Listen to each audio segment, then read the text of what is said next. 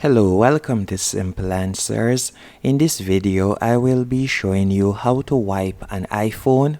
The first thing you want to do is go into settings on your iPhone. After doing that, you're going to scroll down and you're going to select General. And from here, you're going to scroll down all the way down and you will see the option Transfer or Reset iPhone. You're going to tap on that. Then tap on Erase All Content and Settings.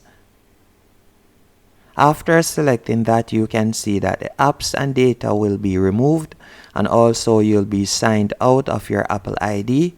And from here, you can simply tap on Continue, and that's it.